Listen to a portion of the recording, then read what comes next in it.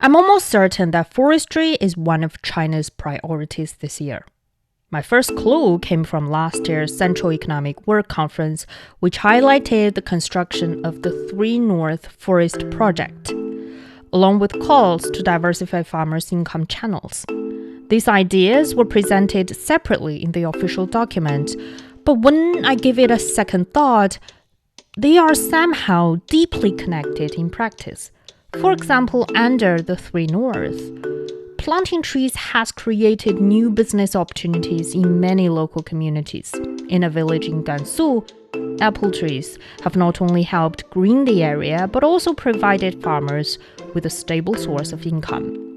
And then this year, multiple government documents, including the work report delivered by Premier Li Qiang, and also several releases from the National Forestry and Grassland Administration, have all highlighted the development of forestry, in particular a concept called understory economy. It basically refers to industries that rely on forest resources, allowing farmers to make productive use of forested land while also supporting ecological restoration. It aligns with China's push to improve both the environment and also the economy, essentially trying to kill 2 birds with 1 stone. Then, how can this actually be achieved on a broader scale? I'm Fei Fei, and welcome to a new episode of Climate Watch. To answer that question, an initiative pops into my mind: bamboo as a substitute for plastics. I came across this concept a few years back when reporting on an expo in Beijing. I got a booklet from a booth belonging to the International Bamboo and Rattan organization, and they basically advocating how bamboo can be a viable solution to our plastic pollution. And then when I visited provinces like Fujian and Zhejiang, the dense bamboo forests are something that I've never seen in the north. And since then, I've been following, even though not religiously, on the development of the bamboo industry to see whether this material can actually be industrialized. Actually, across southern China, many counties, cities, and provinces like Hunan, Guangdong, Guizhou, and also the 2 provinces I mentioned before, Fujian and Zhejiang, have all been actively promoting the development of the bamboo industry. And on a national scale, China's also been working to harness these rich resources.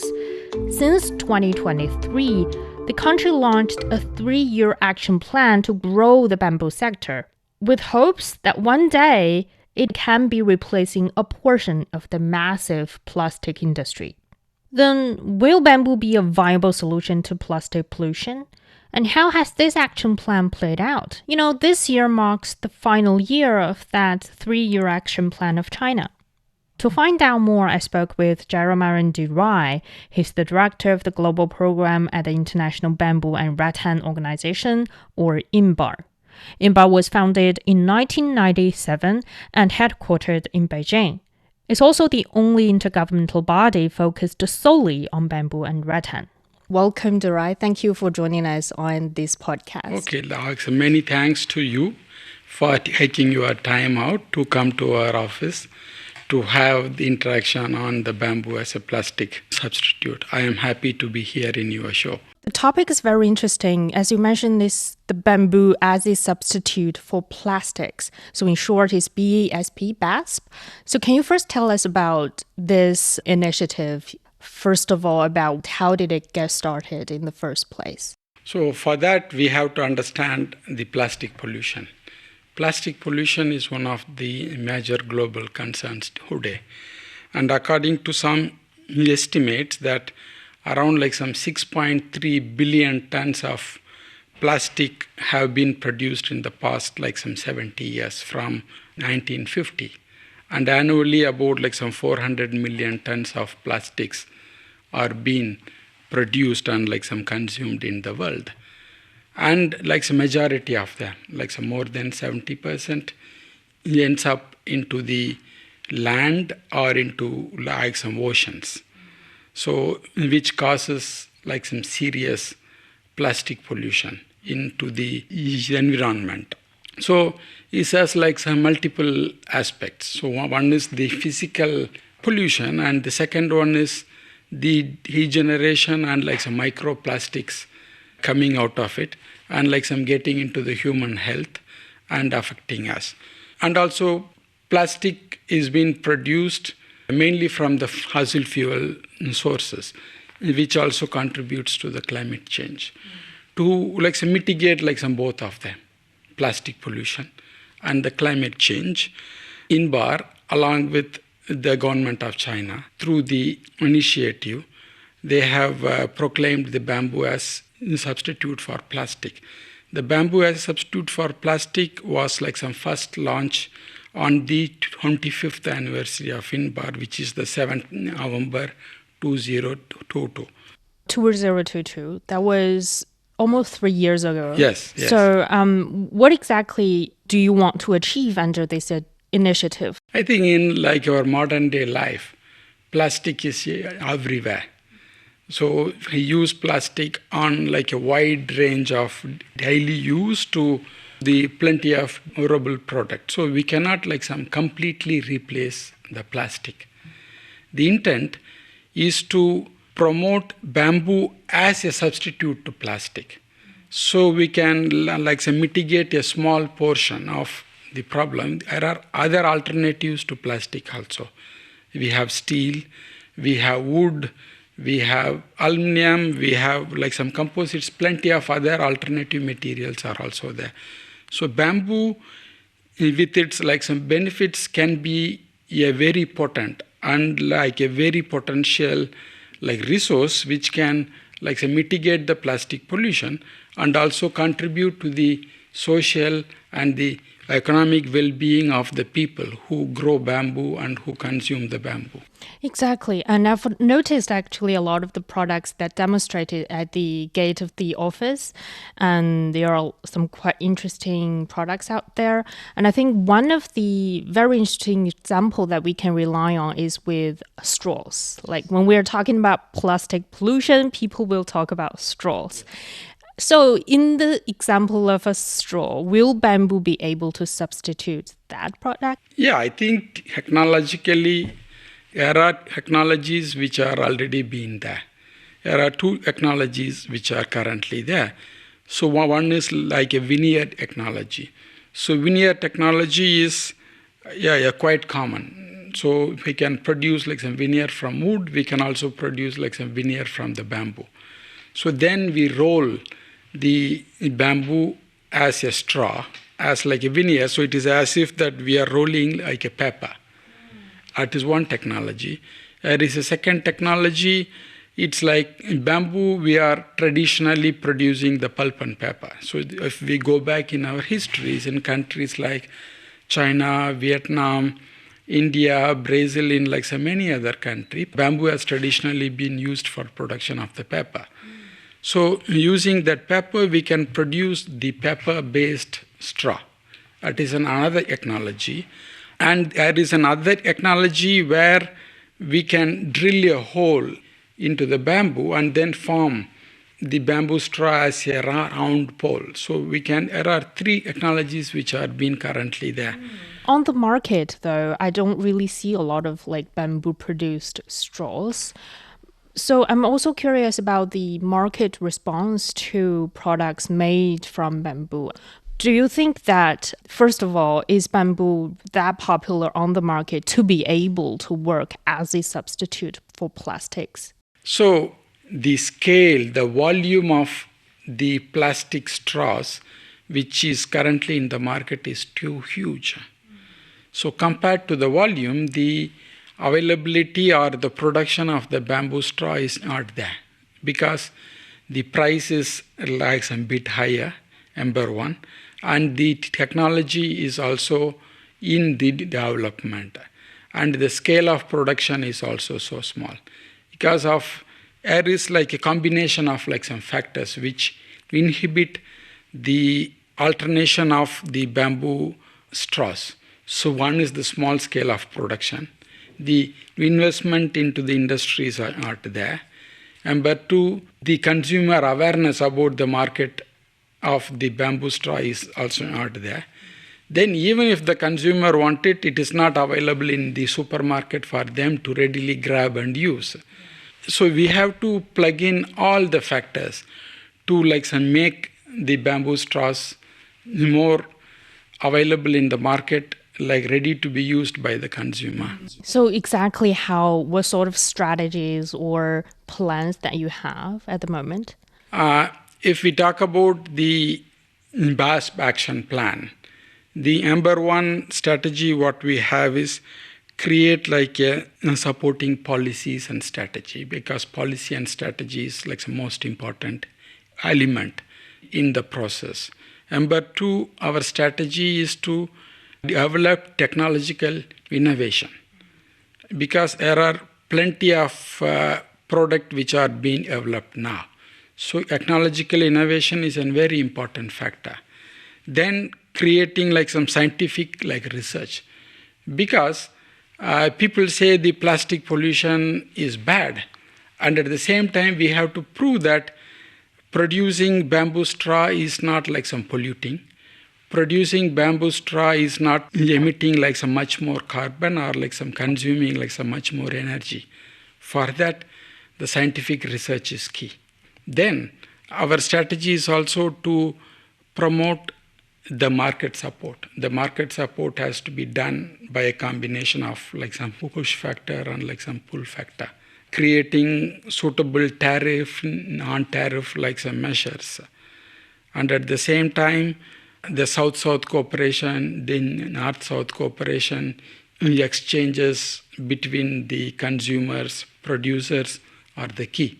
So these are all a combination of strategies which we put into our action plan to mainstream the bamboo as a substitute to plastic.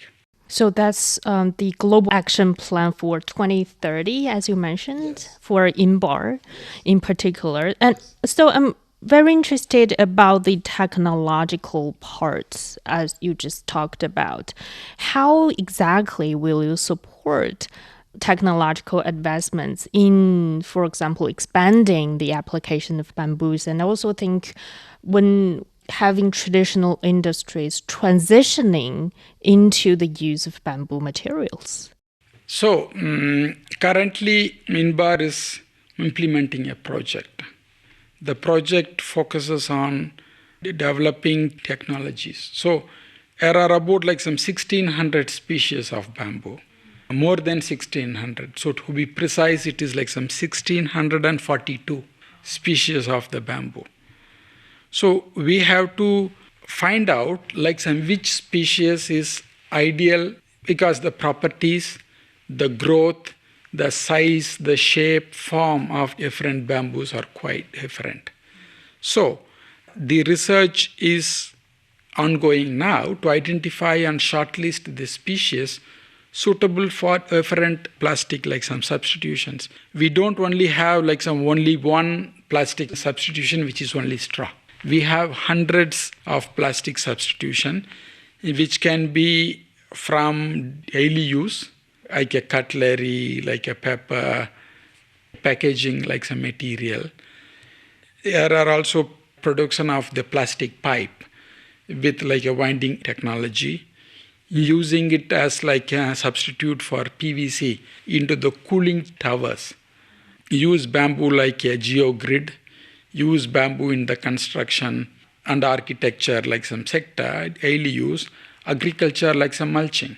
And also surfing board, which is traditionally been used as from plastic, the flooring material, and then our ceiling. So there are so many alternatives, the craft product, the basket you see there. It is produced from the bamboo, some fiber, some rattan. So we support the innovation to diversify it. We promote the South-South, North-South cooperation to do innovation, because we know INBAR is a technical organization. We cooperate with the bilateral and some multilateral agencies to raise the funds to implement the initiatives in our some member states. So in a combination of all these strategies, so identify the correct species, identify the market demand. So we also some work with the international organizations like the International Standard Organization, the World Customs Organizations to develop standards, guidelines, tariff some measures to put a preferential interest for the bamboo some material because it is some biodegradable. It also provides some benefit to the communities. So you're really trying to build the bamboo as a whole industrialized industry. Like when we're talking about, for example, the steel industry or the plastic industry, that could be worth, I don't know, trillions of dollars maybe in the future. And when you were talking about the member states of INBAR, I couldn't help but notice that a lot of the member states are actually from the developing world. But on the other side, when we are talking about the consumption of plastics, the majority of those consumption are happening in the global north, the developed world. So do you think there is a chance for the developing and the developed world to work together using bamboo as a bridge? Yes, because we see more than 100 countries, they have some banned the plastics, or there are rules and some regulations to control the use of some single-use plastics and some similar themes. So the intent is there. The focus is more on stopping the use of plastics, but not more on promoting the alternatives. So we are working with in different platforms in the global south. We work with UNCTAD, we work with WTO, we work with ISO and some similar organizations to put bamboo as an alternative to plastic because we need alternatives. The advantages of using bamboo as an alternative is it has social, economic, and environmental benefit. Of course, the steel is an alternative. The wood is an alternative. In the case of steel, it is a highly polluting industry because it is not renewable industry. In the case of wood, of course, it is some renewable, but it is not so much some renewable as some bamboo because you cut a tree, the tree don't and you have to plant a tree again. In the case of bamboo, it is like a grass. You cut the bamboo, it actually produces new shoot every year, which provides opportunity for harvesting the bamboo poles without planting. And it is also important that it provides some benefit to the communities in form of economic benefits. The smallholder farmers can grow it. The processors can process it. And the industry can some value added into a high intensive product. So the benefit of the environment, economy, livelihood, jobs is available with bamboo because the global north wants to support the global south in terms of bringing up their jobs, economy, mitigating or supporting them to build some resilience against climate change adaptation. In terms of the 2030 UN Global Sustainable Development Goals. In those spheres, the global North-South can collaborate in form of providing technology, providing markets, preferential the market penetration for the bamboo product, and also technology development, the capacity building of the industries, the enterprises, the policymakers to bring their capacity up and production scale up so that it actually benefits both the global south and global north. And since you mentioned that when we are talking about the use of plastics and trying to stop the use of plastics, instead of just calling a stop, you're sort of bringing on the table more options. But what are the challenges, what are the hurdles to scaling up the use of bamboo, no matter it's for consumers, but also I think for business and industries to adopt the use of bamboo? So currently we have some technological advancement. The technological advancement are in the stage of demonstration now.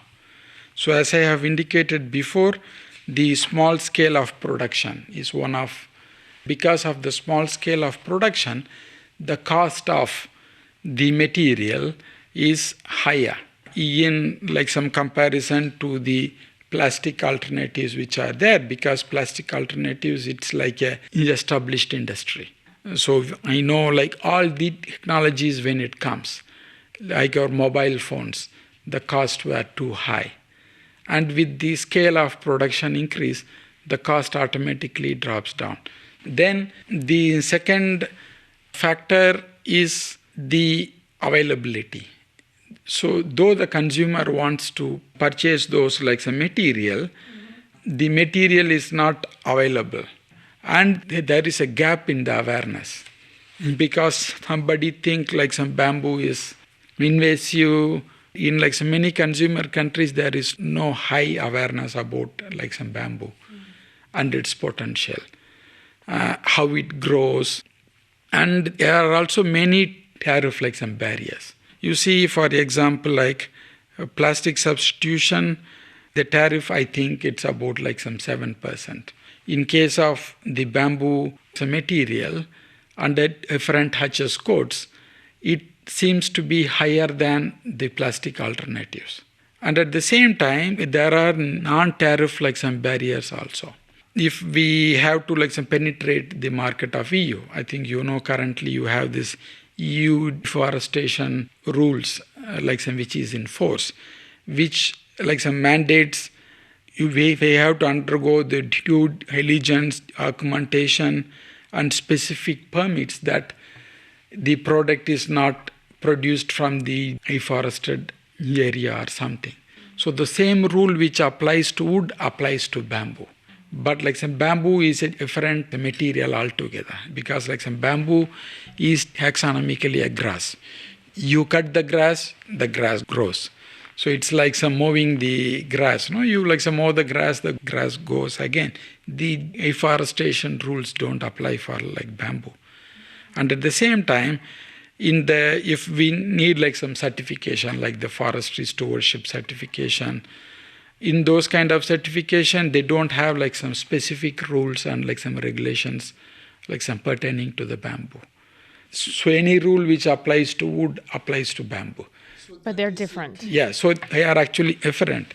So these are all some of the constraints which we have. And the information is also quite limited on the availability. So we have to bridge all the gaps. We have to solve the production gap. We have to solve the technology gap. We have to solve the market availability, scale up production, provide an environment some conducive for the promotion of the market, and also most importantly, the consumer awareness. And where do we start from to close those gaps? I think we have already started. The bamboo as a substitute to plastic initiative is already an initiative to address those gaps. We have started it on a smaller scale, but we have to scale it up. To scale it up, we need some support of all the players. Yeah, we need some support of the international organizations. We need support of the regional organizations, the country governments to adopt it, to consciously make some bamboo as an alternative to plastics. Are they interested? When you are talking to the international organizations or regional organizations or governments of some countries, are they interested to look into bamboo as a potential alternative to solve their problems? Yes. Currently, we are working with ISO. There is a specific working group or a technical some committee which has been set up to develop standards for the daily use or the plastic alternative product. We are also in constant dialogue with the World Trade Organization, with UNCTAD, and we are also a member observer, like some member to the International Negotiating Committee, like INC. So we participated in all the INC. So probably in the future, we'll see bamboo as a part of the item, not mingled with the wood items for trade probably or other international negotiations. And I also noticed that China has a action plan as well. China has a 3-year action plan for BASP, for bamboo as a substitute for plastics, to promote the industry. That plan actually ends this year. I don't know, are you familiar with the plan and how would you evaluate the progress? Yeah, I am aware about the China's 3-year action plan for like some BASP, because as this BASP initiative was primarily from China to solve the problem of the global plastic like some pollution. I think they have made like some commendable progress in terms of technological innovation. So like some most of the progress in terms of developing product as an alternatives, like the bamboo shells, toothbrush, cups, like some biodegradable bags, the bamboo windings, like some bamboo grid, like some so many technologies have been developed. And they are also like some mainstreaming it in terms of developing like some suitable like some machineries to produce it on the huge scale. I think they have made like commendable start, like some whatever the contribution they have done in terms of the product innovation, the scientific research, and also like creating like a market for this product in China and in elsewhere by itself is like a very commendable achievement.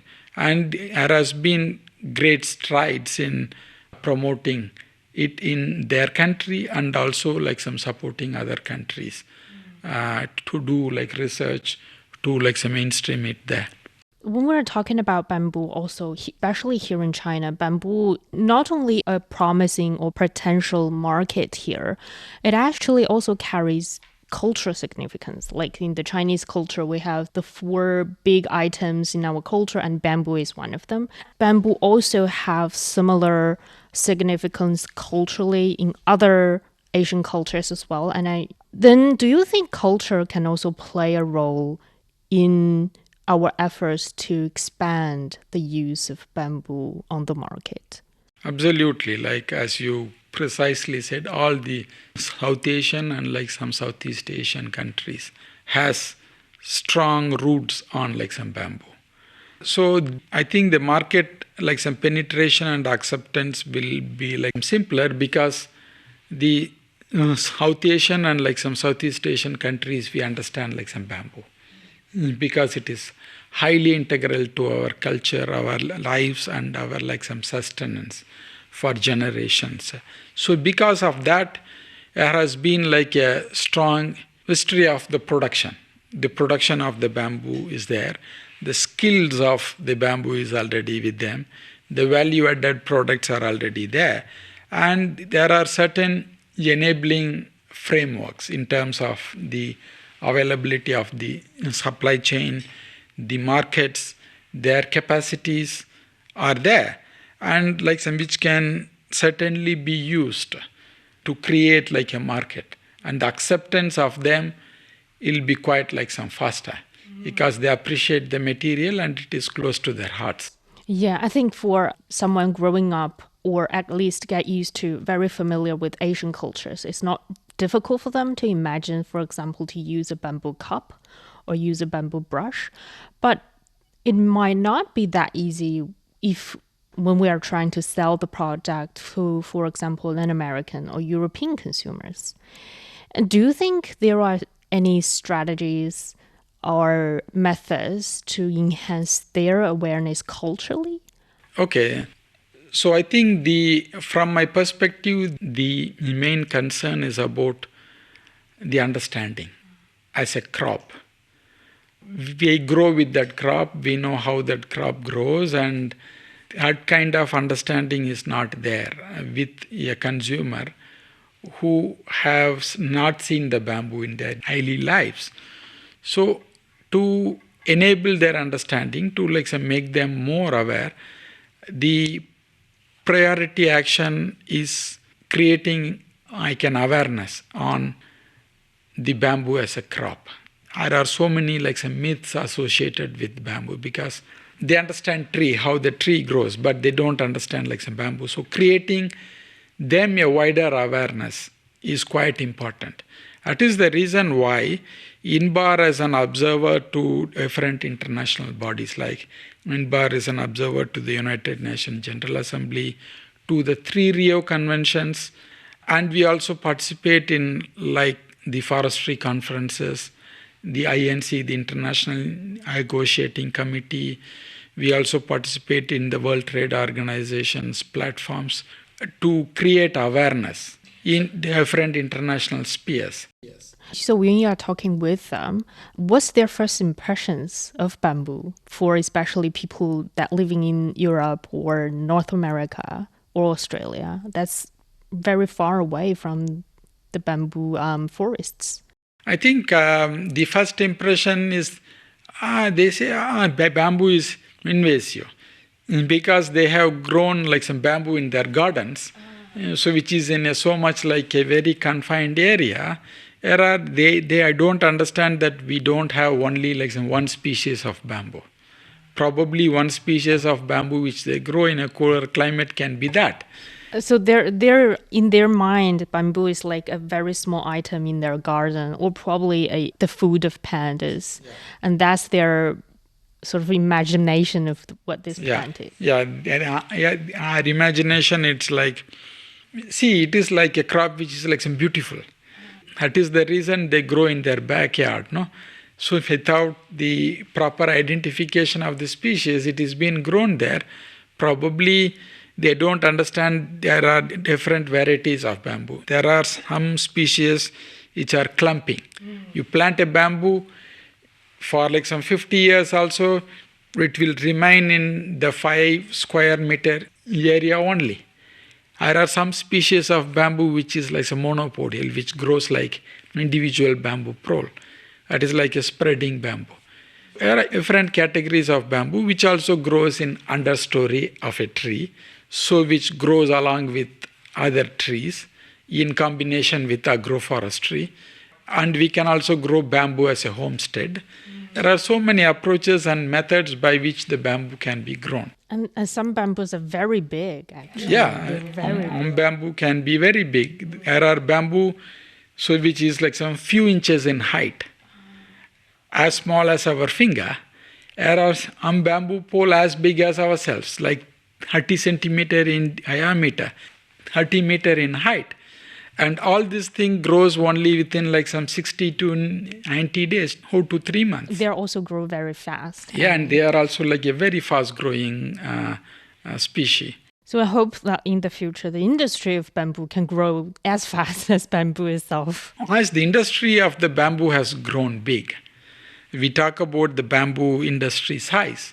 It is about some $70 billion US. And the international trade is about around $4 billion US. And many commodities of the bamboo are being traded as some wood also. So if we capture all of that, the industry size of the bamboo will probably much bigger. And what are the primary consumption countries right now? The primary consumption countries of the traded bamboo commodity internationally is EU. The United States is a very important consumer, Canada, Australia. So all the developed countries are a very important consumer of the bamboo product.